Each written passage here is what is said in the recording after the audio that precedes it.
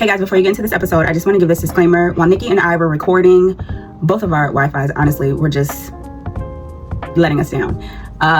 Coincidentally, we both have the same provider, so maybe that just speaks to the level of quality that they are, but I'm not going to put them on blast. But if it happens again, when I'm recording another Mom Friend Energy episode, I am going to put them on blast. But while Nikki was talking, her screen kept freezing, and I did not want to have her out here looking crazy with like a frozen Wi-Fi face while she's talking, so I did opt to just put a lovely picture of her in the background and some captions so you guys can follow along and hear what she's talking about. Other than that, it's an amazing episode. You guys will enjoy hearing Nikki's story, enjoy Nikki expressing herself. She gives amazing insight as a first-time mom, as a mom who decided to follow her heart and intuition 16 years ago. And if you are someone that is in that same boat, maybe not looking to do things the conventional way, this is definitely worth your time and worth the watch. So enjoy the episode, but I just wanted to call that out before you guys got into it, okay? Have a good one. Hey guys, welcome back to my channel. It is Dana the Doula, and we are at episode 2 of Mom Friend Energy. And this is I love all of my mom friends, but this is like special episode. This is Nikki. I'm going to let her introduce herself, but I just want to hype her up a little bit to make you guys as excited as I am to be talking to her. Nikki, who I'm going to put her Instagram handle right here on my screen. We met each other on TikTok. And she's been so encouraging and inspiring since the first interaction. She commented on a video that I posted and I instantly followed her. I need more mom friends like this in my life. And this is basically what this is all about. So welcome, Nikki, to Mom Friend Energy. Woo! Thank you. Thank you. Your episode, we're going to do a little different format today because how we got connected, you shared with me your experience. You're my second guest, but you're also my first non-doula guest. But your experience as a mom, your birthing experience, all the different learnings and education that you had throughout your experience and how that allowed you to just become an advocate and supporter of birth workers like myself, you know, making sure that you like all you've ever done is just like fed me tips and information and like you should be out there doing this and that. So tell us all about yourself, Nikki. Yes. Well, Dana, first of all, I 100% admire the work that you do. You are so needed in our community. And so if there's any advice I can think of or any sort of post I can share, I'm just all about, send it to Dana. But I'm the mom of a now 16-year-old. 16 years ago, I had a home birth in my Brooklyn apartment. And ever since I learned that women can birth however they choose, in a way that feels supportive and comfortable to them, I have been an advocate for women, especially our women, to know that they have choices in the way that they birth their children. For me personally, I have a love-hate relationship with our, medical society, what do we call it? Our hospital system. Mm-hmm. I definitely, stay on top of my annual visits and I make sure that I'm not negligent of the things I'm supposed to take care of.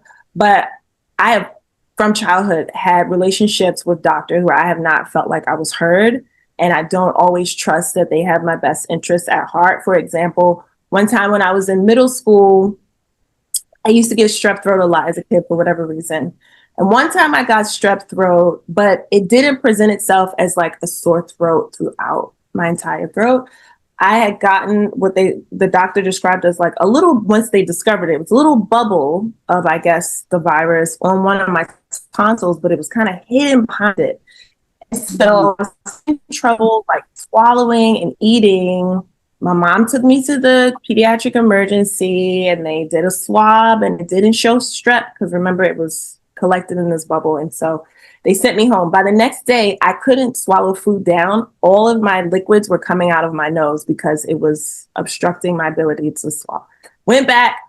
Oh, we don't see anything. They sent me home. So I'm like dehydrated and like hungry at this point, Finally, it's been 2 days. My mom is not going to allow them to send me home again. And they sent me to, nose and throat doctor. And they checked my tonsil and find it and then drained the little. So I'm just like, it's been experiences like this throughout, where it's just like, I just feel like you always are like pushing and advocating within the hospital system. So I knew when I had my daughter, I just wanted to know what all my options were. Just to kind of, even if, it meant having her in the hospital, I just wanted to know what I needed to know to feel empowered to do that. So. Yeah.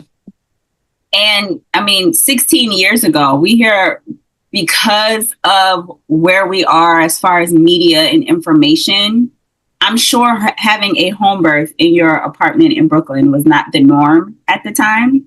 So what happened to allow that to even be a possibility? Like, what made you change it? Because most people's mindset, even today, most people's mindset is the safest place to birth and have a baby is at a hospital. Mm-hmm.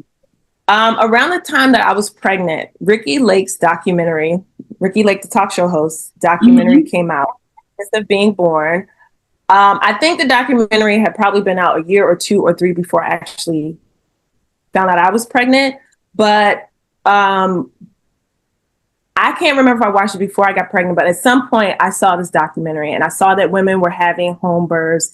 And I learned everything that, the statistics and the information that she had in that documentary. And it like blew my mind, the amount of unnecessary cesarean sections that women were having, the risk that C-sections put you at.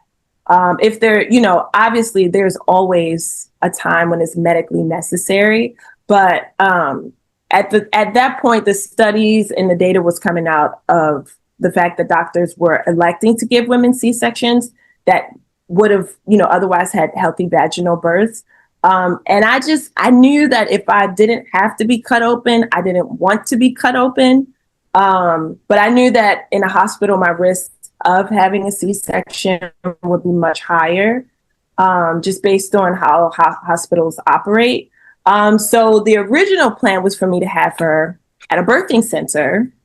And I went and toured the birthing center. We were going to have our daughter at the birthing center. But because you have to wait until active labor before you go to a birthing center, it just never sat right with me. I'm just like, then I'm going to have to get in a car and be transported to a birthing center in active labor. I'm pretty sure that's going to be uncomfortable. You know what I mean? So then I naturally just went to, well, if I have to do most of the work at home, let me see if I can find a midwife that will just let me, help me have my baby at home, and I don't have to move anywhere. I don't have to go anywhere. And so that's how I ended up having her at home. Good. So, and you are a mom of one. You have one daughter, right? So I feel like people don't realize, because they think of, again, the norm for most is it's safer to have your baby at the hospital. But what is kind of missed is what birth is, right? Like, it is not a medical event, right? It's not supposed to be sterile and, in uncomfortable foreign places. It is spiritual, it's intimate, it is vulnerable. And a lot of that is missed when you are in an institution, when, it's like those linoleum tile floors and those, they have this, they can soften the lights, right? But the lights are fluorescent. You don't have control of the climate in the room sometimes. So it can be either really hot and stuffy or bitter cold. The beds are never comfortable, ever. And it's a shuffling of people coming in and out, right? Like most hospitals, I want to say all, but I don't like to generalize, but most the shifts are from 7 to 7, from 7 a.m. to 7 p.m. Then the new shift is coming in 7 p.m. to 7 a.m. It's people that don't know you, right? Like it's just not. And being home is just different. Like it's just, you get to experience it in a sense of how it was intended to be. I don't want to, because this is a very polarizing comment, like, right, like, oh, your body was designed for it. And so I don't want to go there and say that. But if you have the privilege of having that experience, if you have healthy expectation as a doula, I never want to fool anybody into thinking like, oh, it doesn't hurt that bad. Like it can hurt. Yeah, like it just, it's work. Yeah. Right. But understanding the pain as communication from your body and what it is telling you, and how, all the phases of labor are like, early labor, you can still move around and get stuff done. And, we're just talking off camera about the documentary that you're going to send me, women in these times before hospital births were the norm, were in early labor, still walking around, doing their tasks and their chores. And then it's like, okay, now your body is telling you, sit down, right? Like the contractions that are taking your breath away, that are stopping you in your tracks. But we miss a lot of that. We miss a lot of that with just like, we know that the technology is there, the medication is there. I don't judge anybody for having this viewpoint or opinion. A lot of times I meet young women and they're like, I don't want to feel anything. I want them to knock me out as soon as I get there. And then they just give me the baby. So what was it about that experience? Not that you have it to compare to anything, but can you share what made it special for you, right? Like how comfortable you felt. Mm-hmm. Before I even go into that, I want to talk a little bit about the fear around the birthing pain and the birthing process. We in our society, when you look at how the media portrays birth, or a woman going into labor, or a person going into labor, it's always all hands on deck. Anything could happen, And so before you are even thinking about having children, if that's something you're considering, you're already inundated with what birthing looks like. You know what I mean? It's, we have to do whatever we have to do to save the baby, to save the mother. And yes, labor and delivery can come with risk, but the vast majority of women that are laboring are low risk. And actual natural birth, most of the time, doesn't look like anything you see on TV. There's not a lot of, of this like, all hands on deck mentality. When you're really in labor, it's completely from what, how I guess drama is portrayed. So one of the ways that I because in the beginning, we're all like, oh my gosh, I'm pregnant, I'm excited, but what is that pain going to be like? You're fearful because you have all of this in the back of your head, and that's the only thing you've ever known. And then maybe the women in your life, moms and grandmas, when you feel that pain, or, they scare the hell out of you. They scare you to death, so you're just like, oh, it's no way in hell. But I had the privilege, thank God, when I was pregnant with my daughter, I just wanted to know everything pregnant women were talking about, were doing. I was in chat rooms. I wanted to do in-person meetups. And I happened to join this nonprofit organization. I don't even know if they're still around, but it was called Choices in Childbirth. And I want to say once every 2 weeks or once a week, it could have even been once a month, they would bring in pregnant women that had just had babies, women that had babies, years ago. But the premise of the organization was for pregnant women to come and hear birthing stories, right? Of women that have had children in hospitals, that have had C-sections, that have had VBACs, that have birthed in birthing centers, and to just come and hear what a birthing story sounds like from a woman that has given birth. And for me, I went from my first trimester straight through. I went to every event that I could go to and listen to the different ways, the different experiences women had in giving birth, the times that women did need medical intervention, the times women gave birth at home and had a beautiful experience, when women gave birth in hospitals and had a beautiful experience. I just wanted to hear from people that wanted to share and kind of take that fear away, but also be authentic about it. What it's like to honestly have a baby.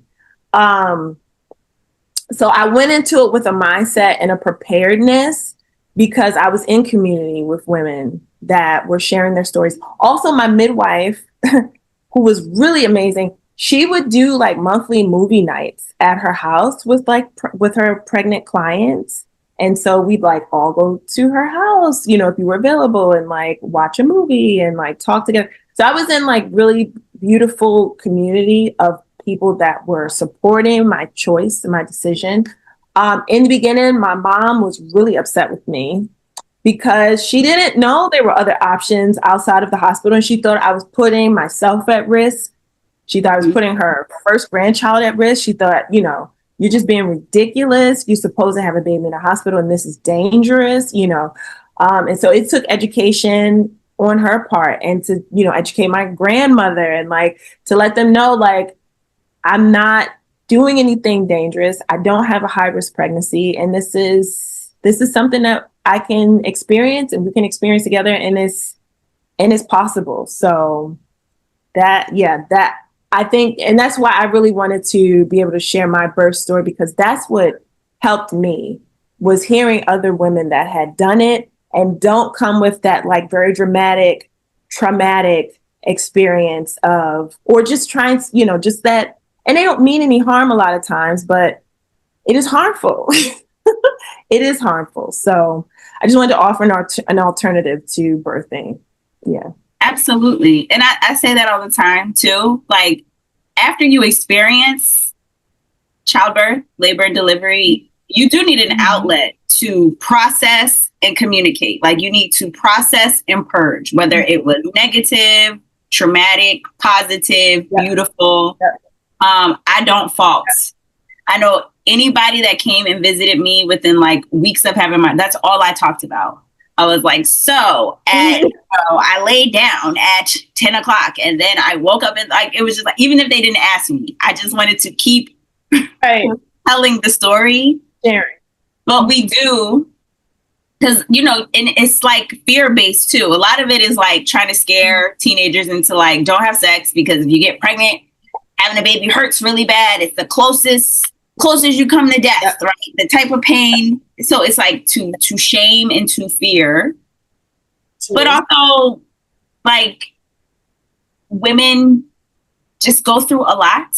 And, you know, especially if you're not prepared for it and, you know, things happen and you're scared and you're, you know, in this place, you say you have to go in for a cesarean section and they have that bright light in your eyes. You're in like fight or flight, and there's nothing you can do about it. You have, you know, when I talk about birth plans, it's not because you can be in control of how things play out, but you can be prepared for whatever happens.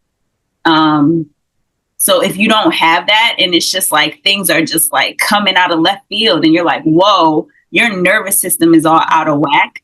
So it's like touching the hot stove. You're scared to touch it, and then you're going to warn everybody else about it. Like, oh, I didn't do that. I don't do that. Like, you know, and sadly, a lot of people become doulas with those same, like, you know, negative experiences. And that's kind of like how they operate, out of like, I don't trust hospitals because I had this, and, you know, I don't come to hospitals to argue with hospital staff based on what my experiences are. And I think a lot of people still carry that, but until you can find a healthy way of releasing it and not kind of, you know, influencing other minds. But it's the same thing. I was like on YouTube watching actual childbirths, like, oh, okay. Whoa, this is how it's gonna Right. go. Right. Yeah, I mean, until you're in it, it's rarely anybody that, you know, is not pregnant or has not had kids or, you know, it's just not even on their mind. Really, rarely are these people seeking, you know, like, let me watch a documentary. Mm-hmm. Let me watch Ricky Lake's documentary and let me, you know, it's just, you kind of go looking for information everywhere all at once. And depending on, I would say kind of like depending on what your mindset is, like you'll find what you're looking for. If you're trying to look for negative things because you are being led by fear, it'll feed all of that to you for sure. For sure. Yep. That's true. That's true. So as far as being, because you are a wonderful, I think I said this in the intro, maybe I didn't. You are a wonderful creative. You are a storyteller. I can just see it through just like the short form content that you post on TikTok and, you know, based on your background and everything. And just knowing your personality and how willing you are to help. Is that, do you have any interest in like merging those worlds of, you know, because it seems like a passion of yours. Do you have any interest in merging your worlds and encouraging young women and storytelling? Like, I don't know. I feel like, could a Nikki documentary happen one day? Absolutely. Absolutely. I actually studied documentary filmmaking in school. That is my first love. You can't see it, but the poster that's there is actually a documentary I helped edit that was featured on Apple TV. I was one of the dogs with her bone. Excuse that sound. Of course, she can't pick it up. Okay, she got it. But I was an associate editor and associate producer on that particular documentary. What's the documentary? I want to share it. What's it called? It's called it was a docuseries. It was called 4 Died Trying. It was a story of Malcolm X, JFK, RFK, and Martin Luther King. I was in charge of the story of Martin Luther King, editing his story. But the series actually ended up not finishing because the producer and their funder fell out. And so, the drama behind that. But yes, documentary is my first love. And I love telling stories. I love the human experience. So yeah, I will watch a documentary or anything, like even like Buttons. If it's about human beings, I'm like, I love to learn. So since I've been a child, been a documentary buff, which just, I love that. I want to interject, like PBS getting their funding cut is trash, right? Like so many missed amazing documentaries that just forms me as a person, my education, everything culture wise. So I hope that there is a resolution for that, because we cannot lose like those PBS documentaries, right? I love the ones that like show people over the course of time, that show like, you know, like the middle class families in, I think they were in Ohio. Have you ever seen that one where it's like over the course of 30 years? Loved that. I was like in middle school watching. Different phases, right? They would like I remember. Yeah, I've seen those. Yeah. I will say I didn't actually share my birth story. So if we quickly, because I want you to be like, she didn't even say how she got. No, do it. Okay. I'm going to run through what my process was in giving birth at home. So I had already decided I was going to have my daughter at home. I had a birthing pool set up.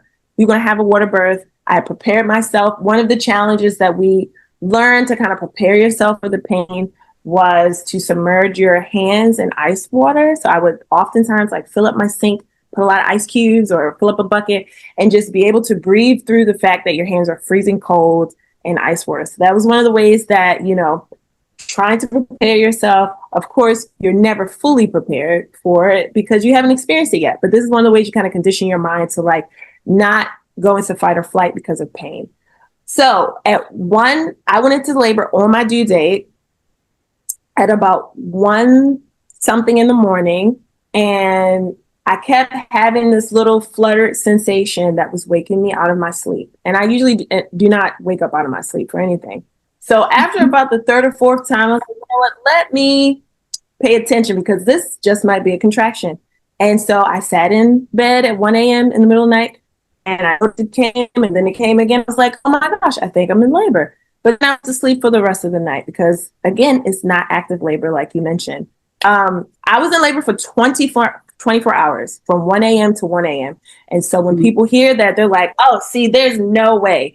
But like you said, a lot of people do not even know the birthing stages in the process. In the beginning, you're not in active labor. Most of the contractions feel like little, like how you get butterflies in your stomach. There's no pain associated with it at all.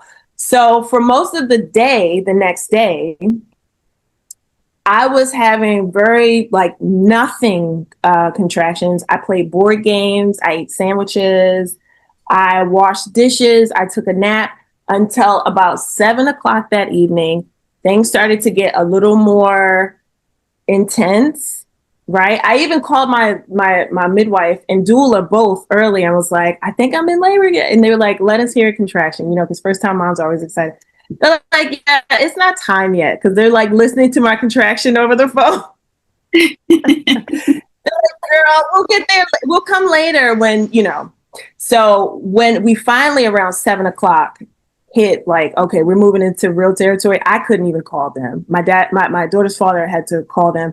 And next thing I knew, I was surrounded with my woman team, right? Yes. And so I remember I would have these contractions that honestly are like an out-of-body experience. Mm-hmm. I would, in between it, be in this like sleep/trance kind of state, wake up enough for the contraction. And I just remember the doula putting her thumb on my forehead like this, having me breathe through it. And then it would subside, and then I would like go back into the trance/sleep. And then, so it went from that for an hour or two or however long. And then that trance stage faded and we went into like actual active labor. And then I tried to birth her in the birthing pool, but by then the water had cooled because we had filled the tub way, way early in the morning. So I ended up giving birth on my couch on top of Chuck's on all fours. And she came into the world fine and beautiful. And we had incense and like, it was just the experience that I wanted, And after I gave birth to her, honestly, I felt like $1 million. Like I felt like I could get up and like, cause I had to use the bathroom. And so I was going to get up and use the bathroom. But I fainted. Right. And so my midwife was like, you lose a lot of fluid, you lose blood, you probably should, you have to stay off your feet or whatever, blah, blah, blah. Woke up. So I gave birth to her 1 o'clock in the morning. I woke up in the morning, like proper morning, had to use the bathroom again. And so I stood up, didn't faint, walked to the bathroom, didn't faint, went to Ben to use the bathroom, and girl blacked right out, right? So at this point, my daughter's father is afraid because, we've never given birth. And in the back of your mind, you still have these fears also. And so we're like, oh no, something's going wrong. Okay. So we called an ambulance. When they came, we had the most amazing ambulance team, honestly. Now, mind you, when I gave birth to her, bird flu, the very first bird flu was a big issue in the emergency rooms. So they were kind of hesitant about taking me to the emergency room, and they wanted to take me to labor and delivery, right? Because they wanted to get me checked, but they didn't want me in an emergency room with a newborn. So we get to labor and delivery at the hospital closest to me. And the paramedics shared with the doctors that I had a home birth, and suddenly everything changed with the attitude of the doctors, the nurses. Everyone was suddenly very rude. Yeah. So they're like, so one of the nurses is like, the God bless these paramedics. They would not leave my side. Okay. And so they're like, no, we want to make sure she gets a room on the labor and delivery floor because she has a newborn and we don't want her in the emergency room. So, okay. And so the nurse is like, well, she didn't have her baby here. She's not one of ours. So she just needs to go downstairs. Right. And so the paramedic is like advocating for me to the point that the nurse is annoyed. And she's like, why are you still here? We have her. And so the paramedic pulls me to the side. He said, listen, you're feigning because you lost fluid. Same thing my midwife told me. You lost fluid, you lost blood. They had given me an IV. They were like, honestly, if they try to send you to the emergency room with that newborn, he said, discharge yourself. Because everybody was afraid of the bird flu. And he's like, it's nothing. You lost fluid and everything. So they finally kicked the paramedics out and they left. At which point the doctor finally comes to see me. Now, mind you, I had torn giving birth to her. I did have some tearing. My midwife stitched me up. The doctor proceeds to check me very roughly with a speculum, and I have stitches down there. And he says to me, well, you just had a home birth. This shouldn't hurt at all. What does that mean? Like, what are you talking about? Exactly. He's like, well, this shouldn't bother you. You just had a home birth, So, I'm just. You went through all of it at home. Like, this should be the least painful thing. Yeah. Yeah. Basically.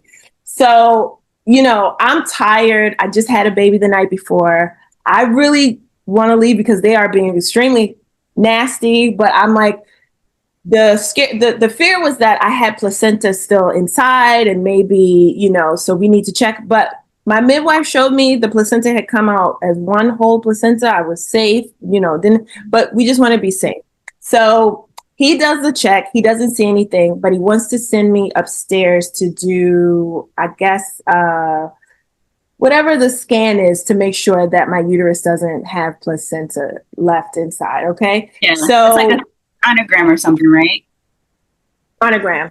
Yeah. Couldn't think of the word. So, I learned everything I needed to learn about breastfeeding. I didn't want my daughter to have nipple confusion. So I didn't want to do bottles at first. I'm breastfeeding her.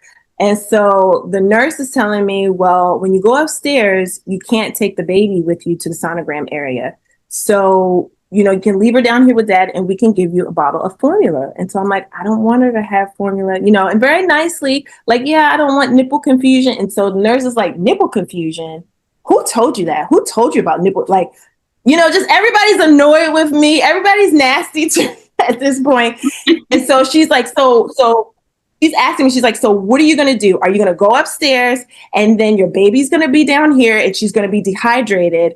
And then what are you going to do? You're going to have a dehydrated baby because you don't know how long you have to be upstairs. I said, you know what? I'm going to discharge. And so I left. And that was my experience from home birth into a hospital back home. And it just really solidified for me, like I had made the right choice. Because Absolutely. For whatever reason, doctors, at least then, I don't know if things have changed, but they really disliked women that would birth at home. Like really disliked you.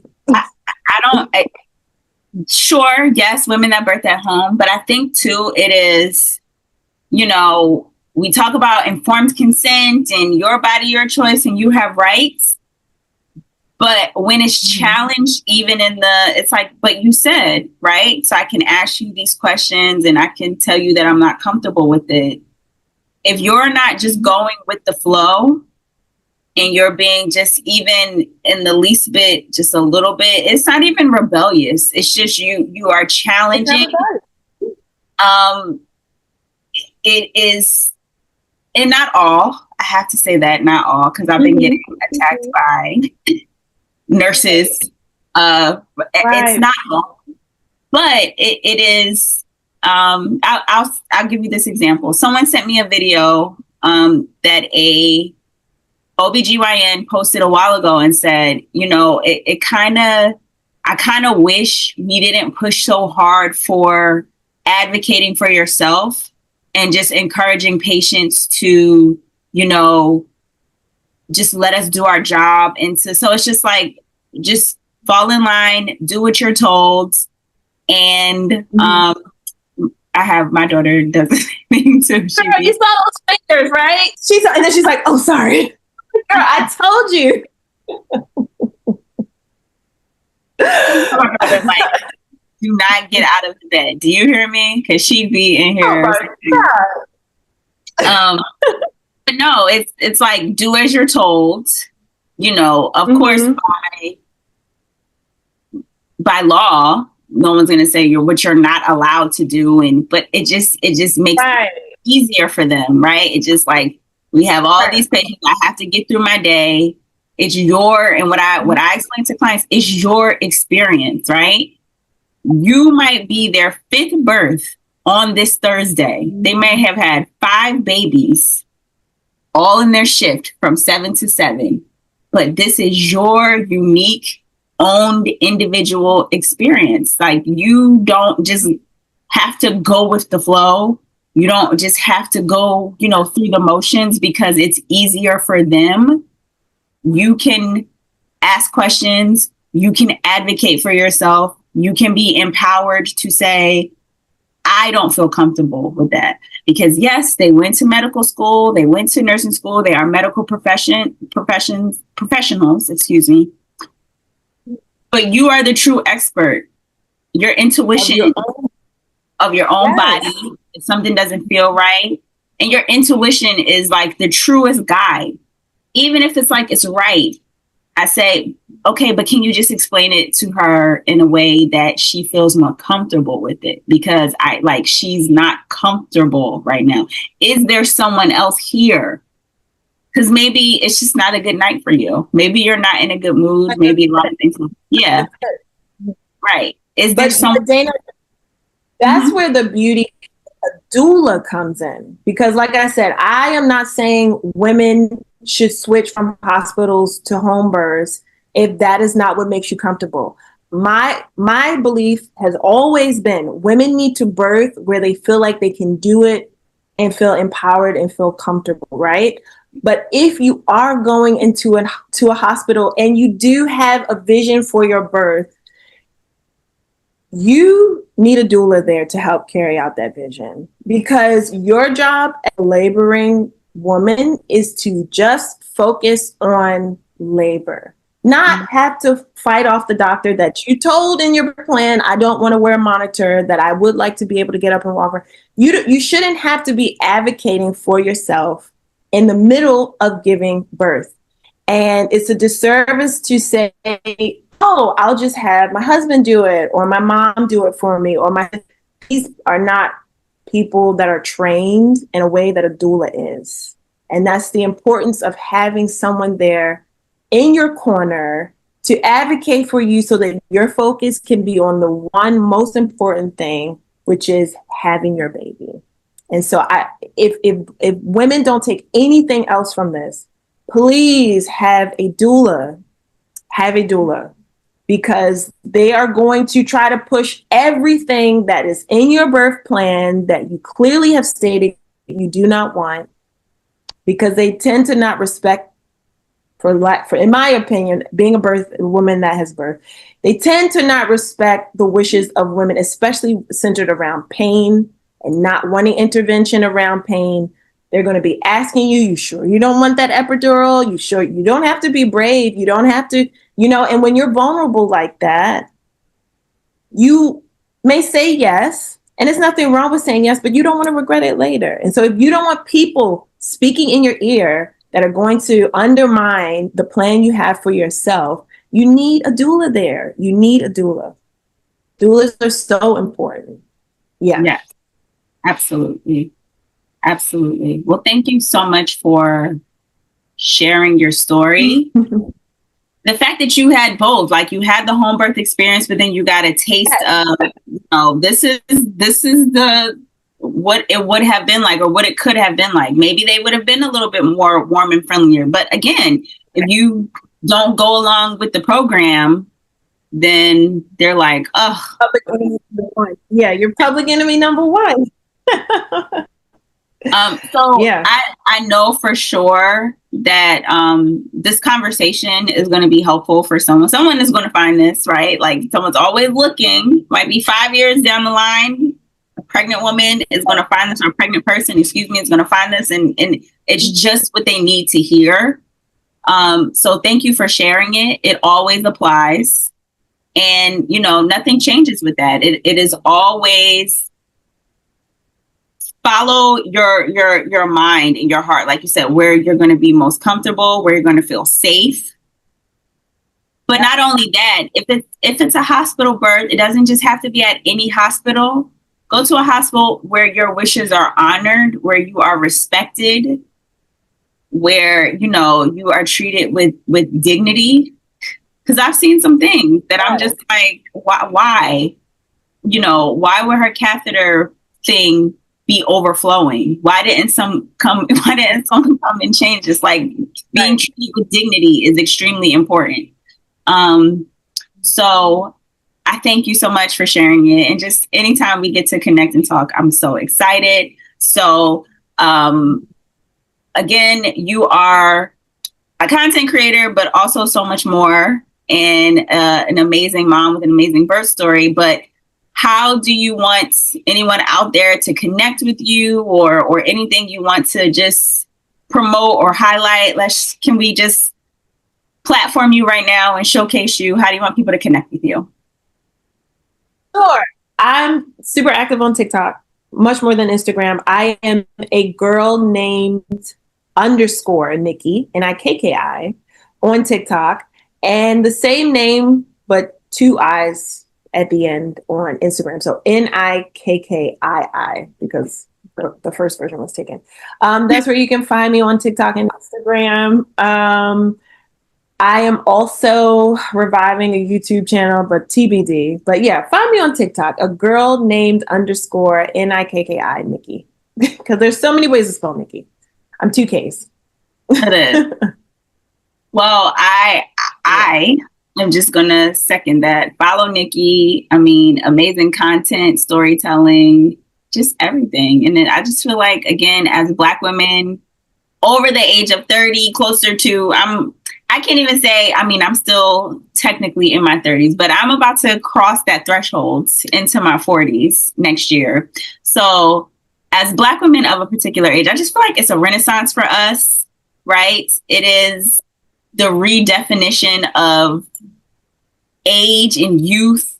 There was always a saying that, like, Black don't crack. We know that, right?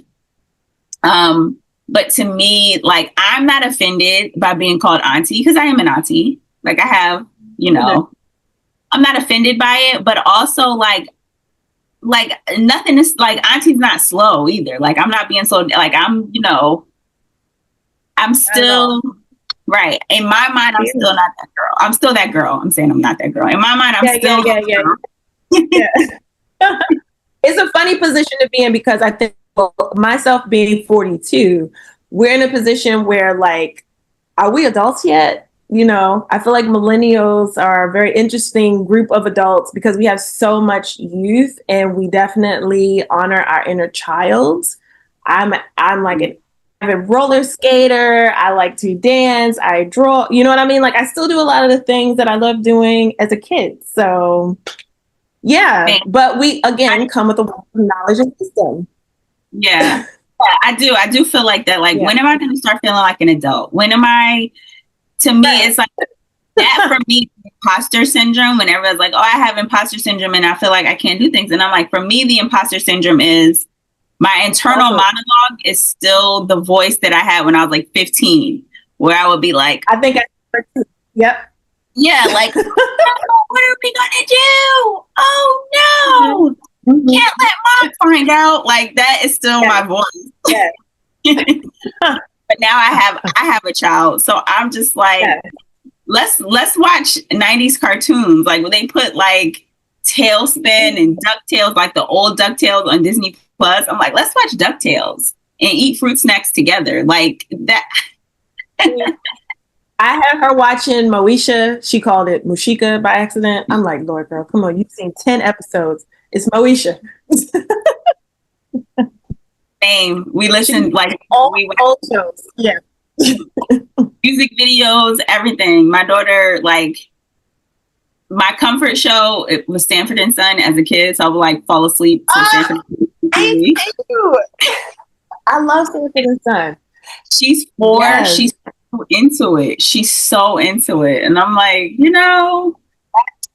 Good Times. Yes. The Jeffersons. Yes. I heard the theme song for Amen the other day and sung it through because I think I heard it on TikTok. I was like, oh man, Amen. I forgot about that show. I didn't. That's my favorite. Listen, that's my favorite gospel song. I know that's right. I sung that song straight through, girl. Straight through. I was like, yes, amen. Oh, good TV, man. Good TV. See, that's where we get the auntie from, because we do have the reminiscent spirit of how our aunties used to be. Those were the days. But they were still very childlike. So yeah, I'm just a big old goofy kid.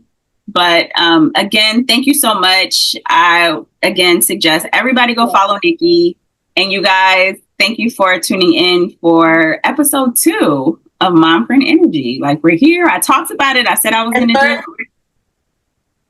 We're going to keep the it's happening. So thank you, Nikki. And please, guys, learn everything you can learn from Dana about what a doula is. If you need a doula, please reach out.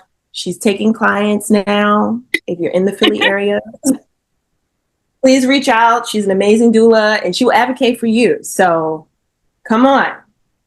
Thank you. She's not doing all this information for nothing, you guys. If you need a doula, you need to be reaching out. So yeah, that's my plug. I haven't been doing that. Let me just talk and give all this free information. But no, I am encouraging clients. I say I'm holding space. Yes. I'm holding space for new clients. So absolutely. Well, thank you guys again, and we'll see you in the next episode.